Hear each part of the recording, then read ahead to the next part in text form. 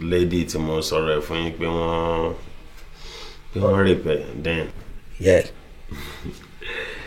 Èmi àti ẹ̀ ti ń sọ̀rọ̀ like a ti ń ṣe wọléwọ̀de but it's possible kó jẹ́ pé she's the person I want to marry. O ní lè fi ọmọ yẹn. Mr. Man ní sùúrù ọkọ mo bá sọ̀rọ̀.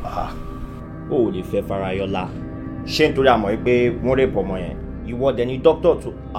Now I understand. So o ń take advantage lórí ọmọ yẹn ni àbí?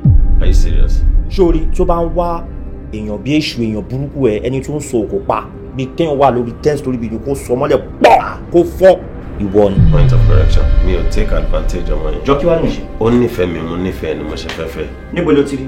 Then ṣé o ṣọ̀pọ̀ wà òkè pẹ̀lú bó ṣe máa ń sọ̀rọ̀ lẹ́nujọ́ mẹ́ta yìí báyìí sí? O ṣọ̀pọ̀ kì í ṣe kó. Ẹ̀kọ́ ò lè fẹ́. Ṣé o rìnrìn òru ṣáà bí nǹkan kan like mo ń suspect bọ̀bọ̀ lè bá mi sọ̀rọ̀ bí ṣé wọ́n ní dáàdì mi ni. Sori tó bá sọ pé ẹni tó bá máa náwó sókè lọ́jọ́ wedding yín pé ta ni ò fọwọ́ sí mi tí mo máa bá o ò lè fẹ́ ọmọ yẹn èèyàn burúkú yẹn ò lè yẹn olójú kòkòrò ò ń pè ní gentleman ò ń take advantage lórí ọmọ ọlọ́mọ o ò lè fẹ́.